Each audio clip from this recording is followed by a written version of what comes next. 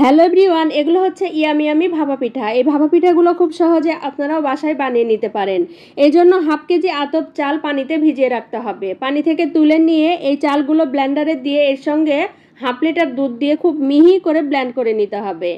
এখন এগুলো একটা বাটিতে ঢেলে নিয়ে এর সঙ্গে হাফ কাপ চিনি, হাফ কাপ আটা ও 25 গ্রাম ইস্ট দিয়ে খুব ভালো মতো মাখিয়ে নিতে হবে। বাটিতে তেল ব্রাশ করে এই বাটির অর্ধেকটা পর্যন্ত এই ড্রোগুলো দিয়ে উপর দিয়ে ড্রাই ফ্রুটস খুব ভালো মতো সাজিয়ে দিতে হবে। চুলায় 15 থেকে 20 মিনিট ভাপ দিলেই তৈরি হয়ে যাবে ইয়ামি ইয়ামি ভাপা পিঠা রেসিপি। হ্যালো এভরিওয়ান, আজকে বানাবো yummy yummy dry fruits cake recipe. এই রেসিপিটা বানানোর জন্য প্রথমে ড্রাই ফ্রুটস সিদ্ধ করে নিতে হবে। সিদ্ধ হয়ে গেলে এগুলো পানি থেকে উঠিয়ে নিয়ে এগুলো ঠান্ডা করে বিচি বের করে নিতে হবে। একটা ব্লেন্ডার জারে ড্রাই ফ্রুটসগুলো দিয়ে তার সঙ্গে কিছুটা দুধ দিয়ে খুব ভালো মতো ব্লেন্ড করে নিতে হবে। খুব মিহি করে এগুলো ব্লেন্ড করে নিতে হবে। ব্লেন্ড করা হয়ে গেলে এগুলো আমরা একটা বাটিতে ঢেলে নেব। এর সঙ্গে 2টা ডিম, সামান্য ইস্ট ও কিছুটা আটা মিশিয়ে খুব ভালো একটা ডো বানিয়ে নিতে হবে।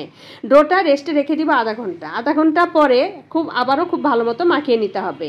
বাটিতে তেল ব্রাশ করে এই মাখানো ডোটা বাটির অর্ধেকটা পর্যন্ত দিয়ে উপর দিয়ে কিছুটা ড্রাই ফ্রুটস দিয়ে চুলায় 30। হ্যালো এভরিওয়ান, এটা হচ্ছে ইয়ামি ইয়ামি স্পঞ্জ বাটি কেক। এই বাটি কেকটা খুব সহজে আপনারাও বাসায় বানিয়ে নিতে পারেন। এই জন্য একটা বাটিতে 2টা ডিম, 1 চামচ চিনি, 25 গ্রাম ইস্ট, হাফ কাপ তেল, পরিমাণ মতো পানি ও 1.5 কাপ আটা দিয়ে একটা ডো বানিয়ে নিতে হবে।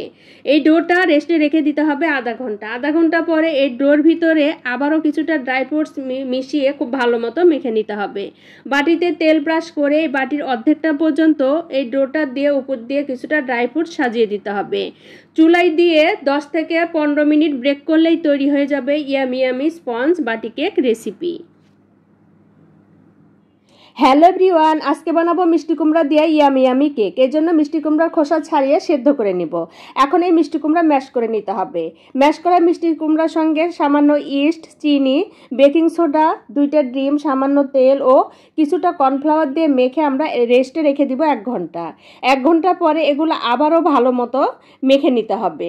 মাখানো হয়ে গেলে ছোট ছোট কয়েকটা বাটিতে আমরা তেল ব্রাশ করে নিব। এই মাখানো মিশ্রণটা এই বাটির অর্ধেকটা পর্যন্ত দিয়ে উপর দিয়ে আমরা ড্রাই ফ্রুটস দিয়ে দিব। এখন আধা ঘন্টা স্টিম করে নিলেই তৈরি হয়ে যাবে ইয়ামি ইয়ামি মিষ্টি কুমড়া কেক।